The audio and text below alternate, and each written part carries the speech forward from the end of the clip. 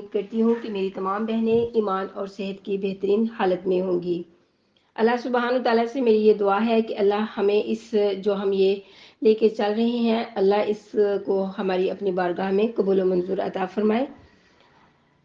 نحمدہ و نصلی علی رسولہ الکریم، اما بعد فاعوذ باللہ من الشیطان الرجیم، بسم اللہ الرحمن الرحیم۔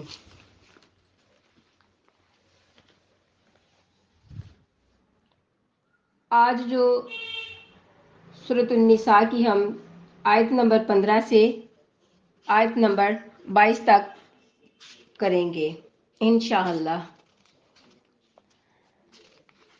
آیت نمبر 15 سے سٹارٹ کرنے لگی میں۔ بسم اللہ الرحمن الرحیم۔ واللاتی، اور جو یاتینا آتی ہیں وہ، فاحشۃ بے حیائی کو، من النسائکم عورتیں تمہاری، فاستشہدوا گواہ بنا لو تم، علیہن اوپر ان کے، اربعۃ چار، منکم اپنوں میں سے، فإن پس اگر، شاہدوا گواہی دیں وہ، فامسکوہن روک لو تم انہیں، فی البیوتی گھروں میں، حتی یہاں تک کہ یتوفاہن اٹھا لیں انہیں، موت او یجعل یا بنا دے اللہ تعالی لہن واسطے ان کی، سبیلا کوئی راستہ۔ آیت نمبر 16 بھی میں ساتھ ہی کرنے لگی ہوں۔ واللذانی، اور جو دو، یاتیانہا آئیں وہ دونوں، ہا اس کو، منکم تم میں سے، فآذوہما پس ایذا پہنچاؤ تم ان دونوں کو، فإن تابا پس اگر توبہ کریں وہ دونوں، وأصلحا اور اصلاح کر لیں وہ، وأعرضوا تو منہ پھیر لو تم، عنہما ان دونوں سے، ان اللہ بے شک اللہ تعالی ہے، کانا ہے، تواباً توبہ قبول کرنے والا، رحیماً بہت مہربان۔ اور تمہاری عورتوں میں جو بدکاری کریں ان پر خاص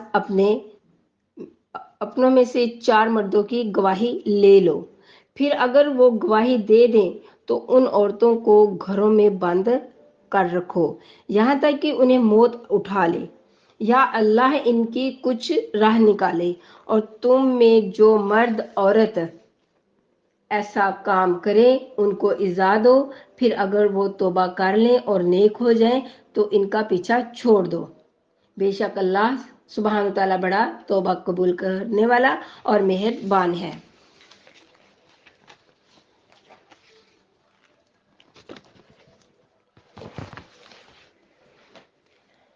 اللہ سبحانہ تعالیٰ کا آیت مبارکہ کے اندر ارشاد باری تعالیٰ ہے، اور تمہاری عورتوں میں سے جو بدکاری کریں۔ اس سے پہلی آیت میں اللہ سبحانہ تعالیٰ نے عورتوں کے ساتھ حسن سلوک کرنے کا حکم دیا تھا۔ اس آیت میں اللہ سبحانہ تعالیٰ نے عورتوں کی بدکاری پر انہیں سزا دینے کا حکم دیا ہے، اور یہ بھی در حقیقت ان کے ساتھ حسن سلوک ہے، کیونکہ سزا ملنے کے بعد جب وہ بدکاری سے باز آ جائیں گی تو آخرت کی سزا سے بچ جائیں گی، کیونکہ آخرت کی سزا بہت سخت ہے۔ آخرت کی سزا سے بچنے کے لیے 2 فرشتوں نے بھی پناہ مانگی، اور وہ دنیا کی آج تک سزا کاٹ رہے ہیں۔ تو اسی طرح یہ عورتیں بھی اگر بدکاری سے باز آ جائیں گی تو آخرت کی سزا سے بچ جائیں گی۔ دوسری وجہ یہ بتلانا ہے کہ عورتوں کے ساتھ حسن سلوک کے ساتھ پیش آنا۔ حسن سلوک کا معنی یہ نہیں کہ انہیں بے حیائی کے لیے بے لگام چھوڑ دیا جائے، نہیں، حسن سلوک اس طرح سے کہ انہیں سمجھایا جائے۔ اور تیسری وجہ یہ بتانا ہے کہ احکام شرعی اعتدال پر مبنی ہے، ان میں افراط اور تفریط نہیں ہے، نہ یہ کہ عورت کو بالکل دبا کر رکھا جائے اور اس کے حقوق جو ہیں وہ بالکل سلب کر دیے جائیں، اور نہ یہ کہ اسے بالکل آزاد چھوڑ دیا جائے، اور اس کی بے راہ روی پر بھی اس سے محاسبہ اور مواخذہ نہ کیا جائے۔ مفسرین نے یہ کہا ہے کہ اس آیت میں بدکاری سے مراد زنا ہے، کیونکہ جب عورت کی طرف زنا کی نسبت کی جائے تو اس کا ثبوت اسی وقت ہوتا ہے جب اس کے خلاف 4 مسلمان مرد گواہی دے دیں۔ اسلام میں ابتدا اس کی یہ سزا تھی کہ ایسی عورت کو تاحیات گھر میں قید کر دیا جائے یا اللہ ان کے لیے کوئی اور راہ پیدا کر دے، اور وہ یہ راہ ہے کہ کنواری عورت کو 100 کوڑے لگائے جائیں اور شادی شدہ کو رجم کر دیا جائے۔ اور اس راہ کا بیان رسول صلی اللہ علیہ وآلہ وسلم نے اس حدیث میں فرمایا ہے۔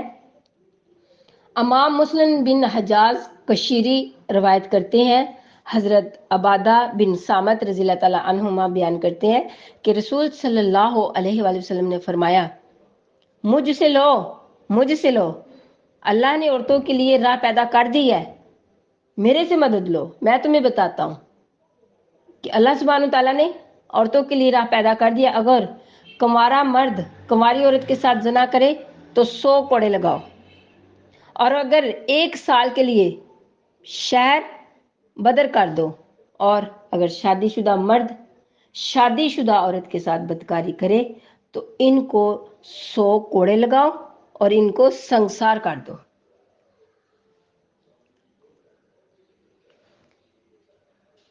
آگے آیت نمبر 16، اللہ تعالیٰ کا ارشاد ہے، اور تم میں سے جو 2 شخص بے حیائی کا ارتکاب کریں تو تم ان کو اذیت پہنچاؤ، بس اگر وہ توبہ کر لیں تو ان سے درگزر کرو، بے شک اللہ سبحانہ تعالیٰ بہت مہربان ہے۔ جب اللہ کی رحم والی رحمانیت چھا جائے، جتنا مرضی گناہ گار ہو، وہ جب توبہ کر لیتا ہے تو اللہ سبحانہ تعالیٰ اسے معاف کر دیتے ہیں۔ اس آیت کی تفسیر میں بعض مفسرین نے کہا ہے کہ اس سے مراد کنوارا مرد اور کنواری عورت ہے، اور اس سے پہلی آیت میں شادی شدہ عورتیں مراد تھیں۔ اس کی دلیل یہ ہے کہ امام ابو جعفر محمد بن جریر طبری اپنی سند کے ساتھ روایت کرتے ہیں کہ صدی نے کہا، اس آیت میں کنواری لڑکیاں اور کنوارے لڑکے مراد ہیں جن کا نکاح نہیں ہوا۔ اللہ سبحانہ تعالیٰ نے فرمایا، اگر وہ بے حیائی کا ارادہ کریں تو ان کو مار پیٹ سے ایذا پہنچاؤ، کہ وہ باز ہی نہیں جب آتے۔ تو پھر اس میں غلام کی حرمت پر بھی حدیث اور آثار بتائے۔ امام ابو عیسیٰ محمد بن عیسیٰ ترمذی روایت کرتے ہیں، حضرت جابر رضی اللہ تعالیٰ عنہ بیان کرتے ہیں کہ رسول صلی اللہ علیہ وآلہ وسلم نے فرمایا، جس چیز کا مجھے اپنی امت پر سب سے زیادہ خوف ہے وہ قوم لوط کا عمل، غلام مرد کا اپنی جنس کے ساتھ بدفعلی کرنا۔ ابھی یہ آپ دیکھ لیں، کچھ میری خیال سے ویک ہی گزرے ہیں کہ ہمارے پاکستان ملک میں یہ جو قانون تھا استغفر اللہ نافذ کیا، لوط والا۔ تو پھر اللہ سبحانہ تعالیٰ بھی کیا کرتے ہیں، ایسی قوم کے اوپر بے نشان پتھروں کا عذاب اتار دیتے ہیں۔ امام ابو داؤد سلیمان بن اشعث روایت کرتے ہیں، حضرت ابن عباس رضی اللہ تعالیٰ عنہما بیان کرتے ہیں کہ رسول صلی اللہ علیہ وآلہ وسلم نے فرمایا، جس شخص کو تم قوم لوط کا عمل کرتے ہوئے دیکھو تو فاعل اور مفعول دونوں کو قتل کر دو۔ امام ابو عبداللہ محمد بن عبداللہ حاکم نشیہ پوری روایت کرتے ہیں، حضرت بریدہ رضی اللہ تعالیٰ عنہ بیان کرتے ہیں، نبی صلی اللہ علیہ وآلہ وسلم نے فرمایا، جو لوگ عہد شکنی کرتے ہیں ان میں قتل عام ہو جاتا ہے، اور جن لوگوں میں بے حیائی پھیل جاتی ہے اللہ سبحانہ تعالیٰ ان میں موت کو مسلط کر دیتا ہے، اور جو لوگ زکوٰۃ نہیں دیتے ان سے بارش کو روک لیا جاتا ہے۔ یہ حدیث امام مسلم کی شرح کے مطابق صحیح ہے۔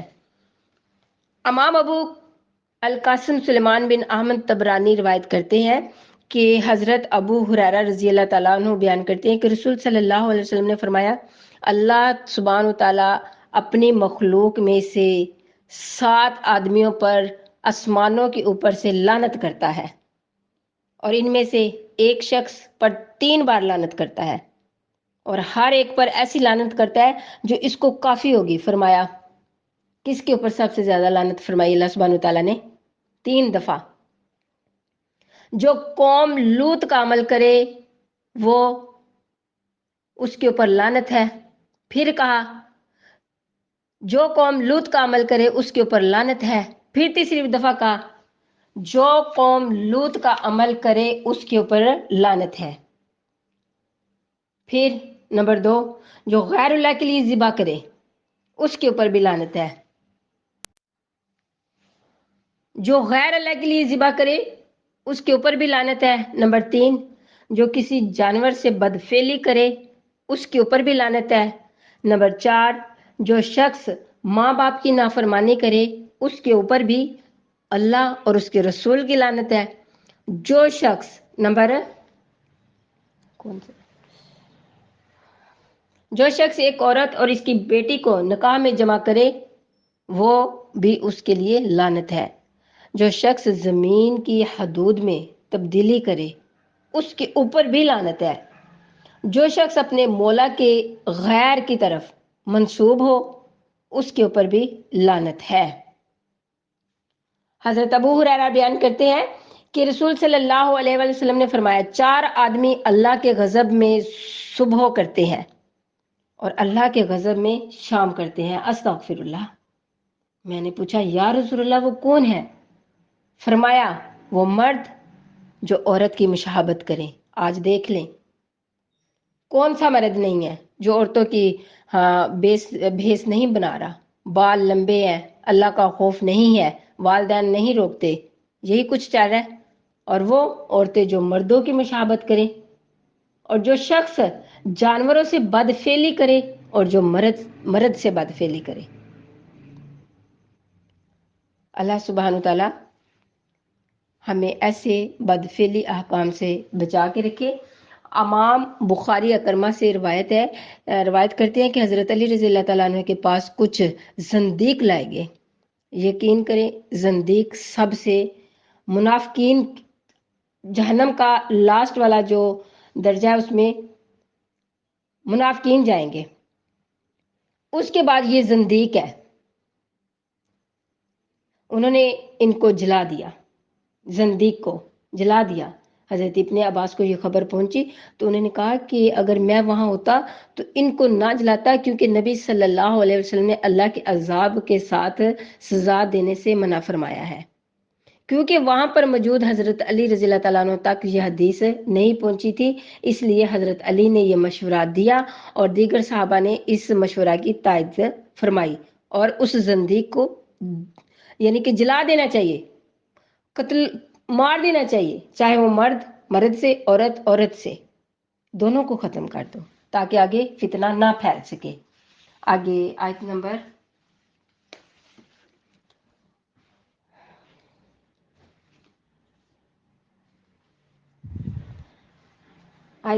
17 और 18 में इकट्ठी पढ़ूंगी। इन नामत तौबतु, स्वाइस के नहीं कि तौबा कबूल करना, अल्लाह ऊपर अल्लाह ताला के, लिल्लज़ीना वास्ते उन लोगों के, यअमलूना करते हैं वो, सूआ बुराई, बिजाहलतिन साथ नादानी के या जाहलियत के, सुम्मा फिर, या तूबूना तौबा करते हैं वो, मिन करीबिन जल्दी से, फ़ाउलाइका ये लोग हैं, यतूबु कि रुजू फरमाता है अल्लाह ताला, अलैहिम ऊपर इनकी, वकान अल्लाह और अल्लाह ताला, अलीमन जानने वाला है, हकीमन हिकमत वाला है। वलैसती और नहीं, तौबतु तौबा, लिल्लज़ीना वास्ते उन लोगों के जो यअमलूना करते हैं वो, सय्यिआती बुराइयां, हत्ता यहाँ तक कि इज़ा जब, हदरा हाजिर होती है, आहदाहुम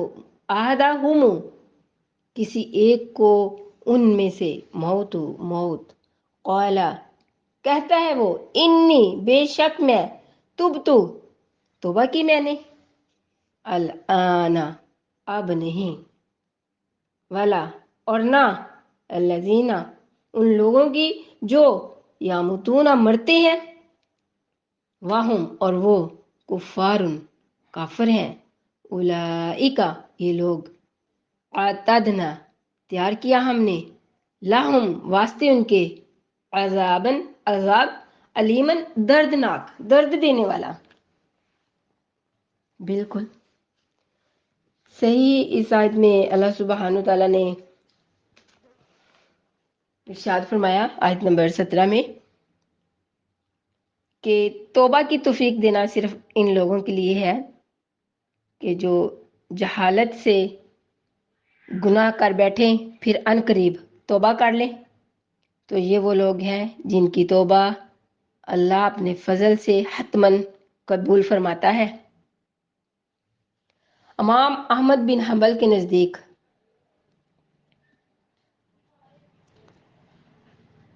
इससे पहली आयत में अल्लाह सुब्हानहू तआला ने फरमाया था कि जब दो शख्स बेहयाई का काम करें तो इनको अज़ाब पहुंचाओ, और जब वो तौबा कर लें और अपनी इस्लाह कर लें तो इनसे दरगुजर करो। इस आयत में अल्लाह सुब्हानहू तआला ने तौबा कबूल होने की ये शर्त बयान फरमाई है कि जो जहालत से कोई गुनाह करे और उसे ना पता हो, वो गुनाह कर बैठा, तो इनकी तौबा कबूल होगी जब वो तौबा कर लेंगे, जब उन्हें पता चल जाएगा। तो हज़रत अबू ज़र गफ़ारी ने बयान किया है कि रसूल सल्लल्लाहु अलैहि वसल्लम ने फरमाया, अल्लाह ने मेरी उम्मत की ख़ता, निस्यान और जिस काम पर इसको मजबूर किया जाए इससे दरगुजर फरमा लिया। अल्लाह सुब्हानहू तआला के नज़दीक मासियत का इर्तिकाब जहालत है, ख्वाह वो मासियत उम्दन की जाए। कुरान मजीद में है, यूसुफ ने दुआ की कि ए मेरे रब, मुझे कैद खाना इस गुनाह पे बानिस्बत दिया कि ज़्यादा महबूब है जिसकी तरफ ये दावत देती है, कि मुझे कैद खाना जो है ना वो ज़्यादा अजीज़ है उस गुनाह से, और अगर तूने इनका मकर मुझसे दूर ना किया तो मैं इनकी तरफ माइल हो जाऊंगा और जाहिलों में से हो जाऊंगा। यूसुफ ने अपने भाइयों से कहा, क्या तुमको इल्म है कि तुमने यूसुफ और इसके भाई के साथ क्या सलूक किया जब तुम जाहिल थे? तो ज़ेरे बहस आयत में जहालत से मुराद इस फेल की मासियत होने की जहालत नहीं, बल्कि इस फेल पर जो अजाब मरतब होता है इसकी जहालत से मुराद है। बाज़ औक़ात इंसान को ये इल्म होता है कि ये फेल मासियत है और इस पर अजाब होता है, लेकिन वो इस अजाब की कैफियत और इसकी मुद्दत से जाहिल होता है। इस वजह से वो मासियत का इर्तिकाब कर लेता है। फिर इसके बाद अगर वो गुनाह करके जब उसे पता ही नहीं तो तौबा अल्लाह ताला से तौबा करता है, तो फिर अल्लाह सुब्हानहू तआला ने फरमाया तो ये वो लोग हैं जिनकी तौबा अल्लाह ताला ने कबूल फरमा ली। फिर फरमाया था कि सिर्फ इनके लिए तौबा की कबूलियत है, और बाद में भी यही फरमाया इनकी तौबा अल्लाह ताला कबूल फरमाता है। और ये बाज़ाहिर तकरार है। इसका जवाब ये है, इस आयत में जुज़ में तौबा की तौफीक मुराद है और दूसरे जुज़ में अल्लाह का अपने करम से ये है कि तौबा की तौफीक देना, और सिर्फ इन लोगों के लिए है जो जहालत से गुनाह कर बैठे फिर अनकरीब तौबा कर लें, तो ये वो लोग तौबा की हकदार है। फिर अल्लाह ताला उनकी अपने फजलो करम से तौबा कबूल फरमा लेता है। आयत नंबर 18, अल्लाह सुब्हानहू तआला का इरशाद है, और इन लोगों की तौबा मकबूल नहीं। पहले अल्लाह ने तौबा कबूल फरमाई आयत नंबर 17 में, अब अल्लाह सुब्हानहू तआला आयत नंबर 18 में फरमा रहे हैं इन लोगों की तौबा मकबूल नहीं है जो मुसलसल गुनाह करते रहते हैं, हत्ता कि जब इनमें से किसी शख्स को मौत आती है तो वो कहता है मैंने अब तौबा की। और ना इन लोगों की तौबा कबूल है जो हर हालत में कुफर में मरते हैं।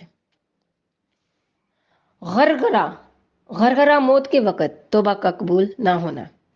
आपको पता ही है कि जब अल्लाह ताला सब की जो जान कुनी है उसको आसान करे, कि जब इंसान के ऊपर मौत का वक़्त होता है तो उसके गले में से एक अजीब सी आवाज़ निकलती है गरगरा की तरह, वो मौत की होती है।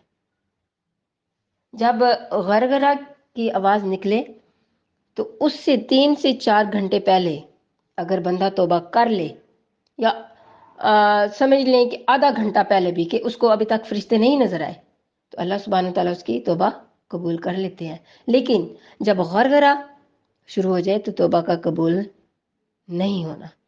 इससे पहली आयत में फरमाया था कि जो लोग गुनाह करने के बाद जल्द तौबा कर लेते हैं तो अल्लाह सुब्हानहू तआला इनकी तौबा कबूल फरमा लेता है।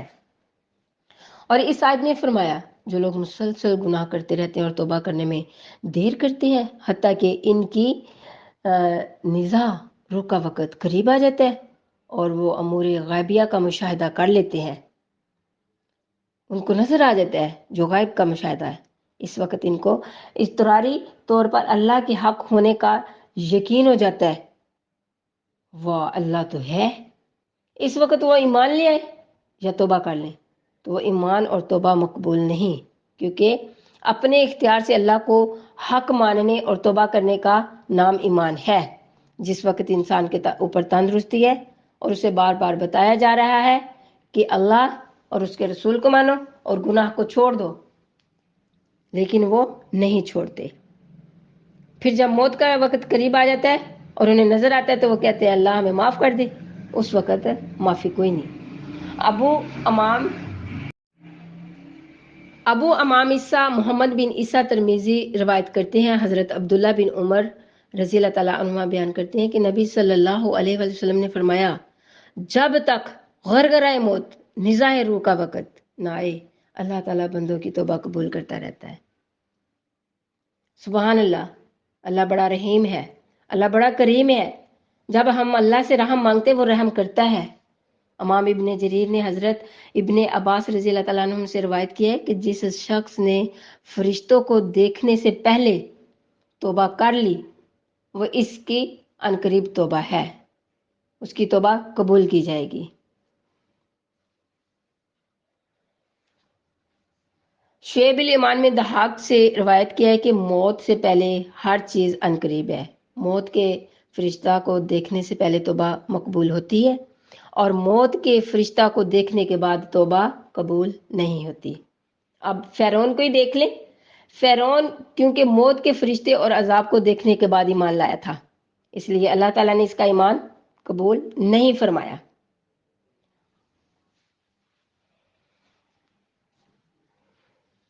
आयत नंबर 19